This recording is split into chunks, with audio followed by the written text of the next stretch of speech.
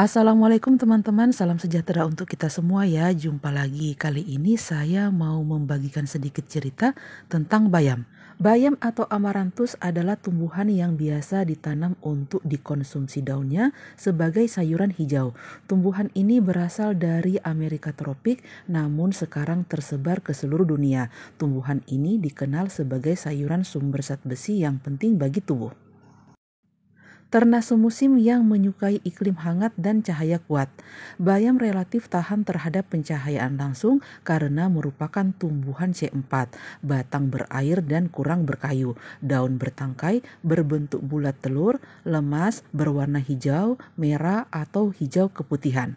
Bunga tersusun majemuk tipe tukal yang rapat, bagian bawah duduk di ketiak, bagian atas berkumpul menjadi karangan bunga di ujung tangkai dan ketiak percabangan. Bijinya berwarna hitam, kecil dan keras. Bayam sebagai sayur hanya umum dikenal di Asia Timur dan Asia Tenggara, sehingga disebut dalam bahasa Inggris sebagai Chinese amaranth.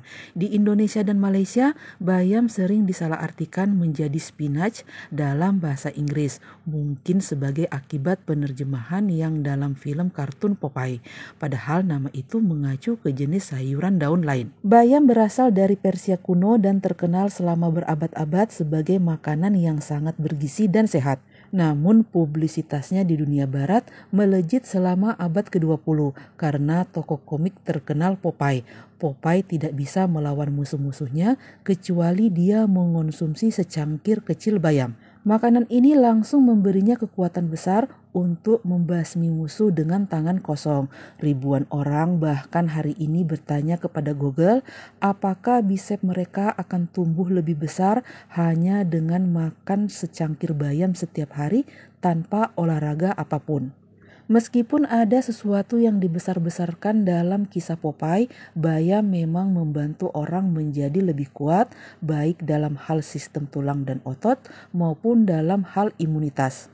Bayam dapat membantu otot tumbuh pada presentasi yang sangat kecil, asalkan faktor-faktor lain terjadi seperti latihan fisik, diet seimbang, waktu tidur yang tepat, dan lain-lain. Bayam dapat memberi tubuh manusia protein, mineral, zat besi, dan banyak vitamin, seperti vitamin K, vitamin A, vitamin B kompleks, dan vitamin C. Beberapa manfaat kesehatan bayam yang paling luar biasa adalah meningkatkan kekuatan otot dan kesehatan tulang, mengurangi tekanan darah, memperlancar pencernaan, melakukan bagiannya yang adil terhadap kontrol diabetes, melawan kanker, meningkatkan kesehatan rambut, kuku, dan kulit, dan baik untuk kesehatan mata dan penglihatan.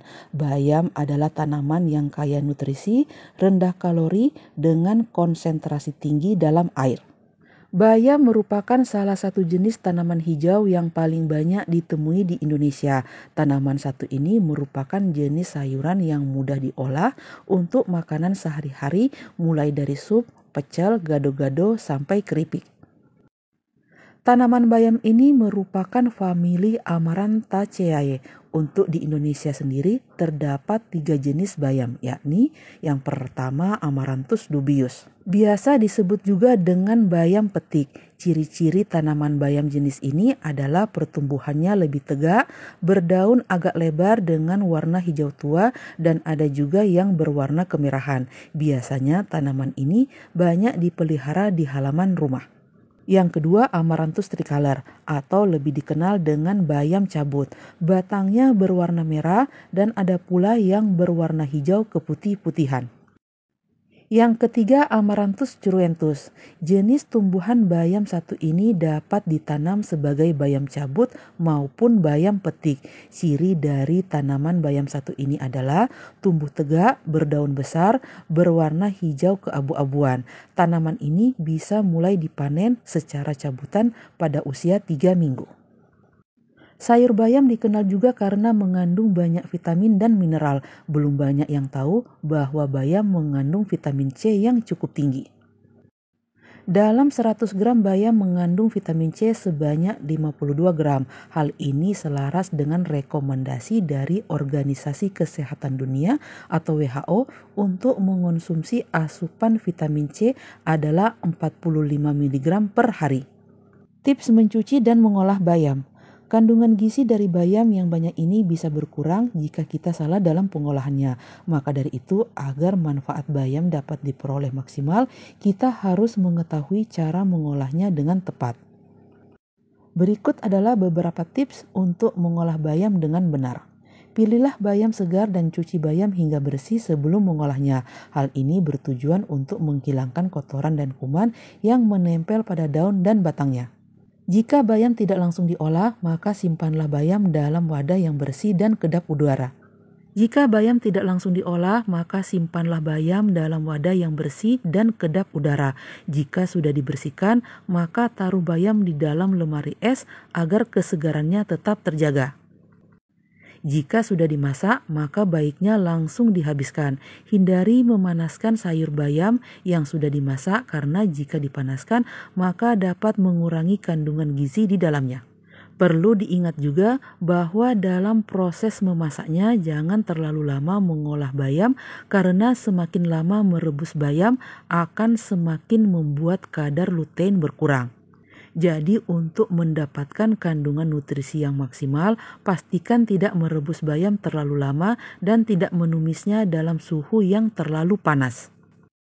Cara terbaik untuk mengolah bayam adalah dengan membuat smoothie yang dikombinasikan dengan lemak sehat seperti alpukat atau mentega almond.